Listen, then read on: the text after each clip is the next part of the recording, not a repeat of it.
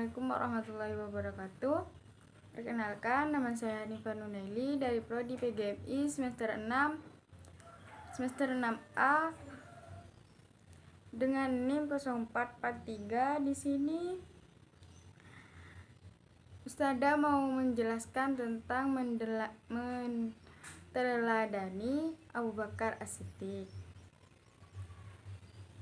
Sebelum pembelajaran dimulai, mari kita berdoa terlebih dahulu. Berdoa di dalam hati dimulai.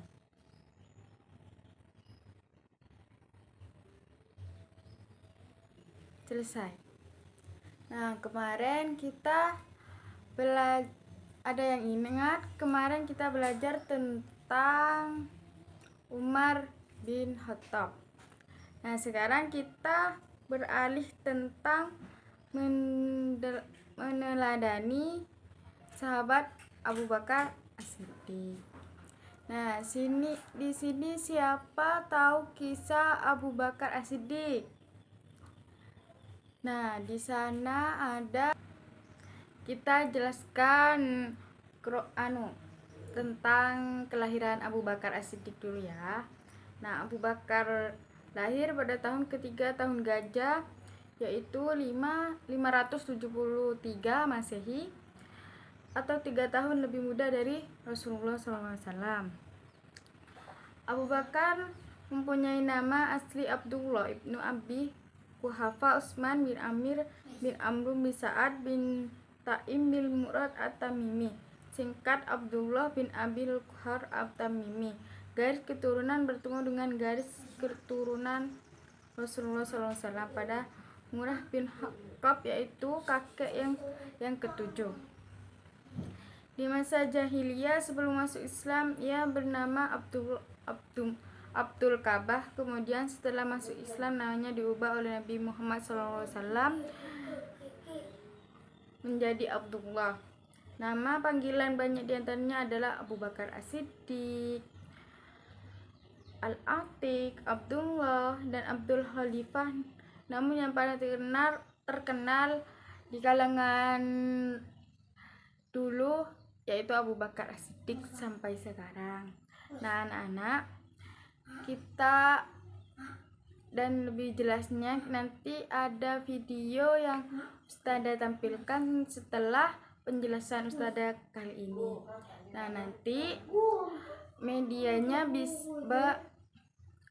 videonya bisa anak-anak lihat ya, bagaimana kisah Abu Bakar As-Siddiq saat di masa menjadi khalifah, meneladani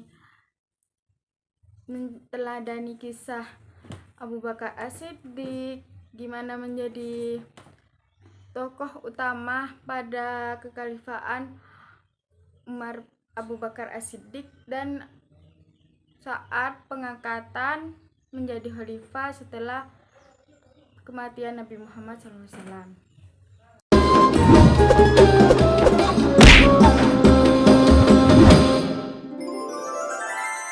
Kemuliaan Abu Bakar As-Siddiq.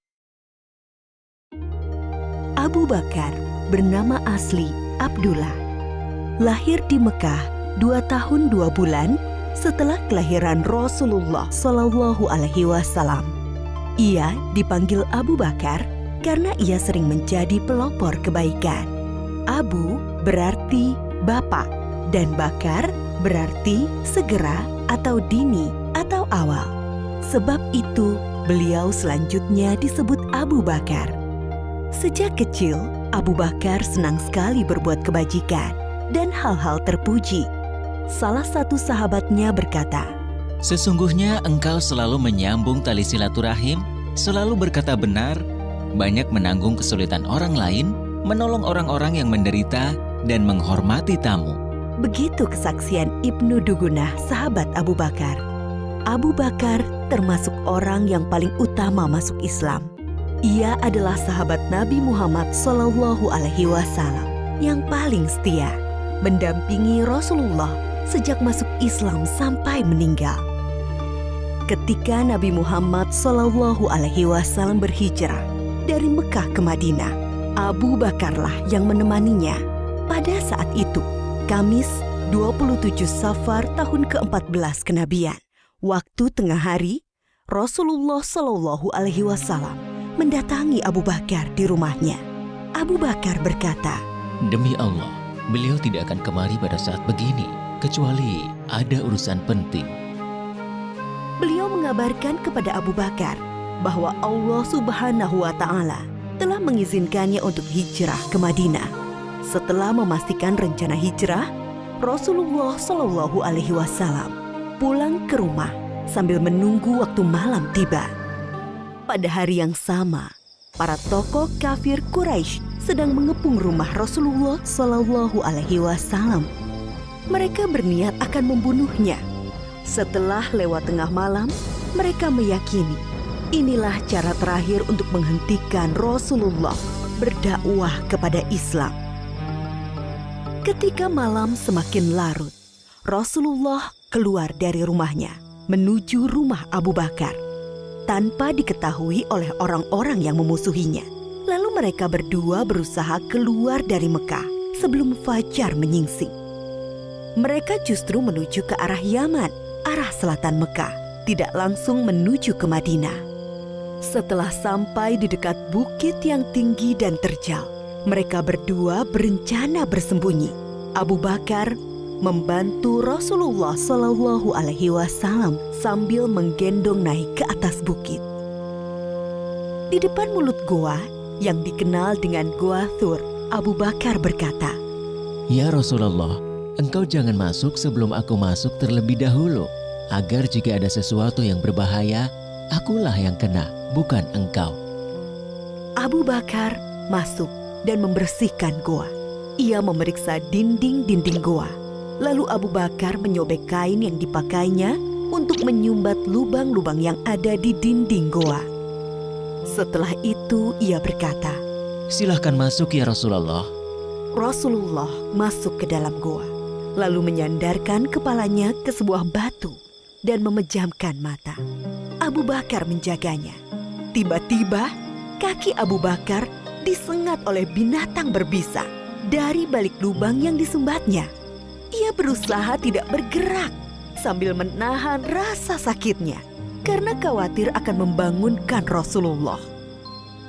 Namun rasa nyeri yang sangat membuat air mata Abu Bakar menetes dan mengenai wajah Rasulullah SAW.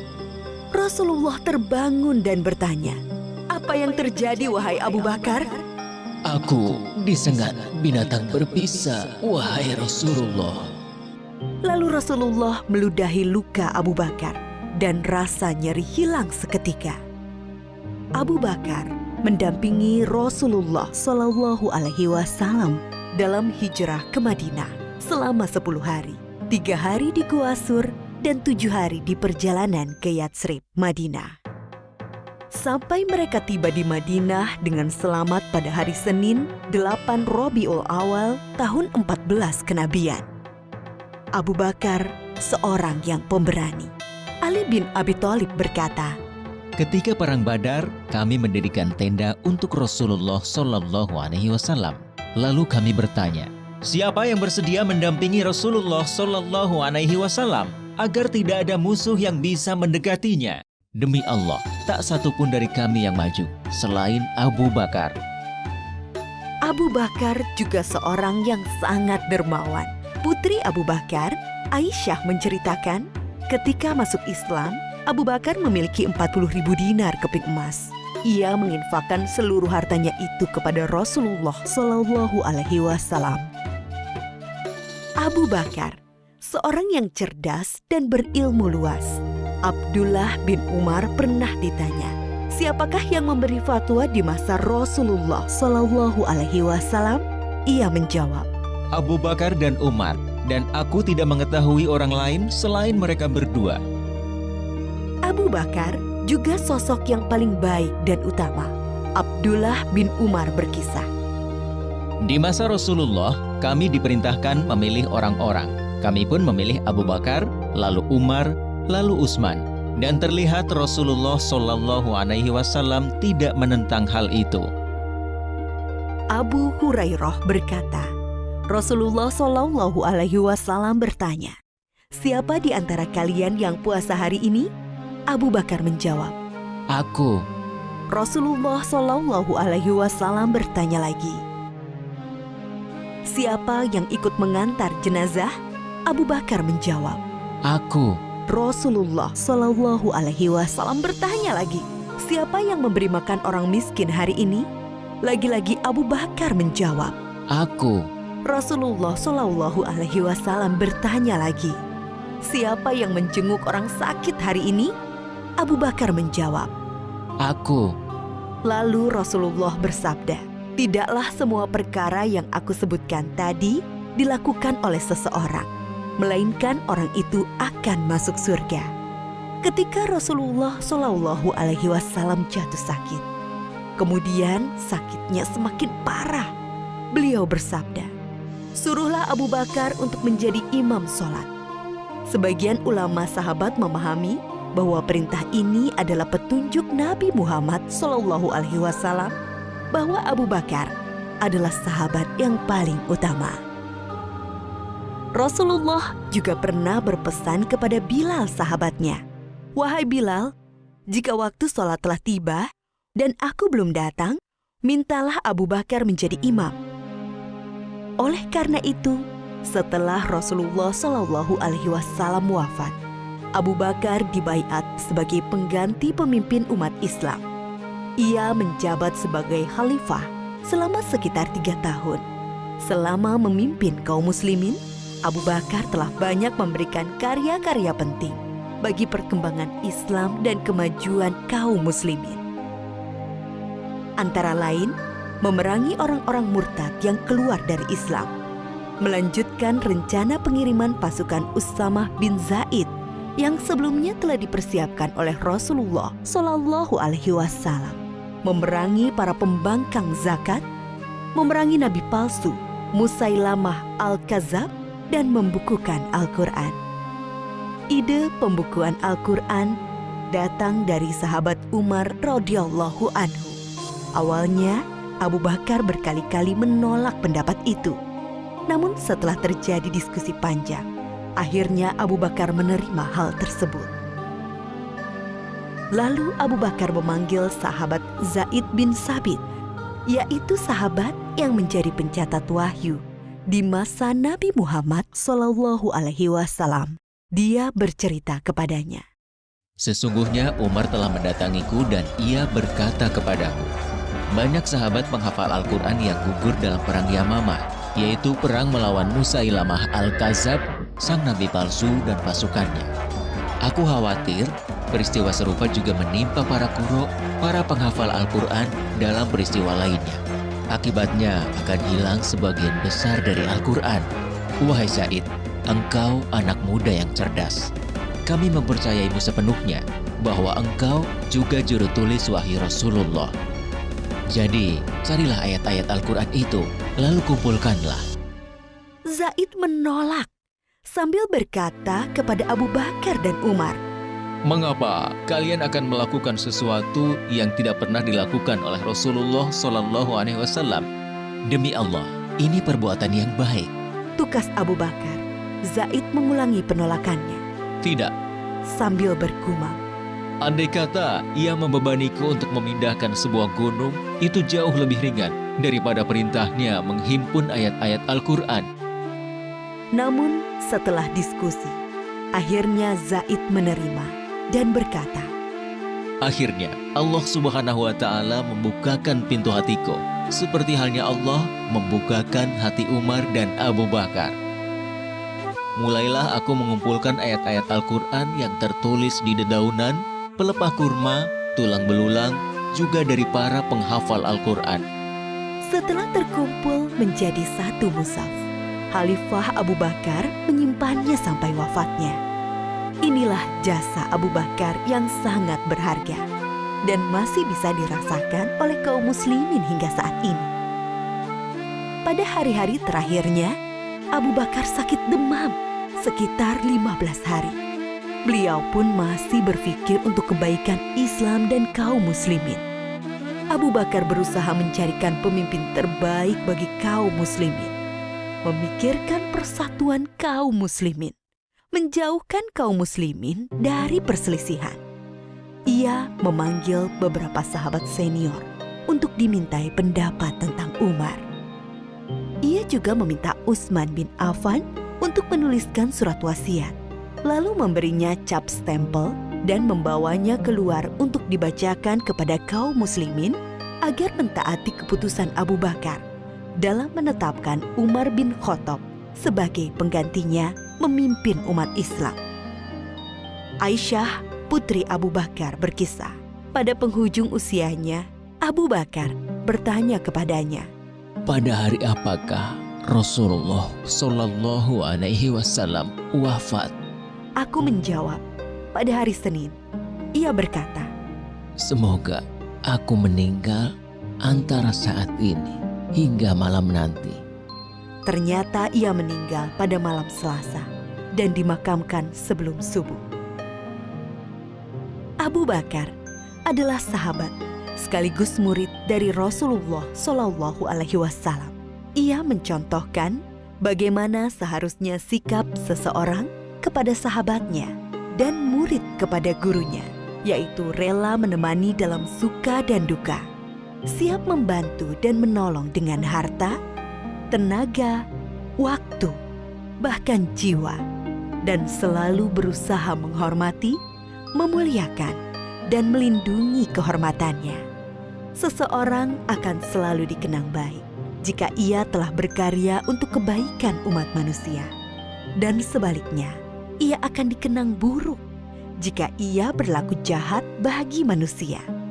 Oleh karena itu, hendaklah kita beramal baik sebanyak-banyaknya, kebaikan untuk Islam dan kaum muslimin atas dasar iman kepada Allah akan menjadi jariah, pahalanya terus mengalir meski seseorang telah meninggal dunia.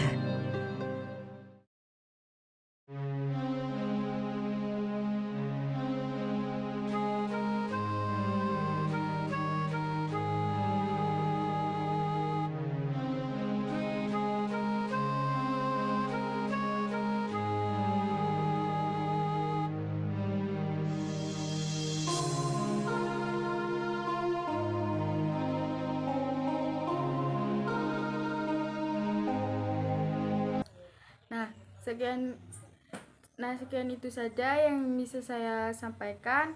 Kurang lebihnya, wassalamualaikum warahmatullahi wabarakatuh.